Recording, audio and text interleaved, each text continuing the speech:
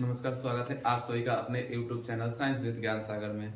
आज हम लोग देखेंगे क्लास 10th का रसायन शास्त्र, जिसमें देखेंगे चैप्टर ए देखेंगे कि रासायनिक अभिक्रिया एवं समीकरण क्या होता है। इससे पहले इसमें हम लोग 4 लेक्चर देख लिए थे। आज इसमें देखेंगे लेक्चर 5, जिसमें देखना है कि दहन और ज्वाला क्या होता है। इसमें एक एक करके समझेंगे। सबसे पहले समझेंगे दहन क्या होता है, उसके बाद समझेंगे कि ज्वाला क्या होता है। चलिए स्टार्ट करते हैं। सबसे पहले कि दहन क्या होता है, आइए देखते हैं। देखिए कह रहा है कि दहन क्या है।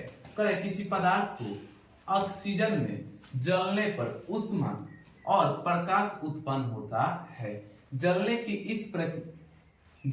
इस प्रक्रिया को दहन कहते हैं। देखिए अगर किसी भी वस्तु को जब आप जलाते हैं तो उससे ऊष्मा यानी कि हीटिंग होता है, और साथ में अगर कोई भी वस्तु जल रहा है तो उससे प्रकाश निकलता है, और यही जो प्रक्रिया होता है इसको हम लोग कहते हैं कि दहन है। आइए देखते हैं कि कौन कौन सा वस्तु जो होता है दहनशील होता है, कौन कौन सा वस्तु जो होता है अदहनशील होता है।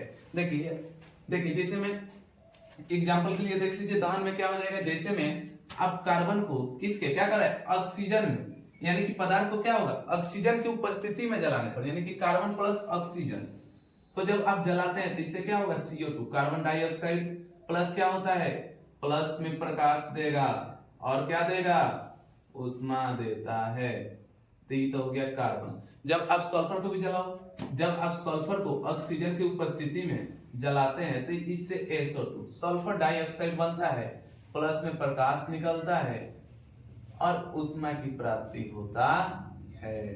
तो इसको हम लोग क्या बोलते हैं कि दहन है। इसका देखिए कह रहे हैं कि दहनशील बोल सकते हैं या दहनशील पदार्थ भी बोल सकते हैं। तो देखिए दहनशील क्या होता है। कह रहे हैं कि दहन में जो पदार्थ जलता है उससे दहनशील पदार्थ करते हैं। कहने का मतलब क्या है, देखिए हर पदार्थ नहीं जलता है। जैसे में आप ईंट को ले लो, वो कभी नहीं जल सकता है। अब आप क्या करो, पुआल को लो, किसी लकड़ी को लो तो वे आसानी से जल जाता है। यानी कि जो वस्तु जलता है उसको हम लोग दहनशील पदार्थ कहते हैं।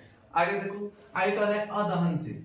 अदहनशील क्या होता है पदार्थ, कुछ पदार्थ ऐसे भी होते हैं जो जलते नहीं हैं, उसे अदहनशील या अज्वलनशील पदार्थ कहते हैं। जैसे में ईंट ले लीजिए, बालू ले लीजिए, गिट्टी ले लीजिए, वे सब पदार्थ कभी जलते नहीं हैं। तो जो पदार्थ नहीं जलता है उसको क्या बोलेंगे अदहनशील पदार्थ। जो पदार्थ आसानी से जल जाता है उसको क्या बोलते हैं दहनशील पदार्थ। दहन क्या होता है, दहन वे होता है जो क्या हो किसी ऑक्सीजन की उपस्थिति में जले तो उससे प्रकाश और ऊष्मा की उत्पत्ति होता है, उसे ही दहन कहते हैं। अब आइए देखते हैं कि दहन को जलने के लिए किन किन चीजों की आवश्यकता होता है। चलिए अब देखते हैं। कह रहा है कि दहन के लिए आवश्यक शर्तें, जो दहन होता है उसके लिए किन किन चीजों की जरूरत होता है। सबसे पहले कह रहा है कि दहनशील पदार्थ की उपस्थिति। देखिए अगर किसी वस्तु को जलना है तो उसके लिए हमको सबसे पहले वैसा वस्तु को एकत्रित करना होगा जो दहनशील हो। दूसरा क्या कह रहा है, कह रहा है कि दहन के पोषक पदार्थ की उपस्थिति। देखिए कोई भी वस्तु को अगर जलाते हैं तो उससे क्या होता है, कुछ ऊष्मा निकलता है। ऊष्मा निकला, उससे क्या निकला, कुछ एनर्जी लॉस होता है। किसी वस्तु को जब हम जलाते हैं तो उसका भार कम होता है, यानी कि उस वस्तु में पहले से क्या था, पोषक तत्व उपस्थित था, जिसके कारण हमने जलाया तो कुछ ऊष्मा वाष्प के रूप में उससे बाहर निकल गया।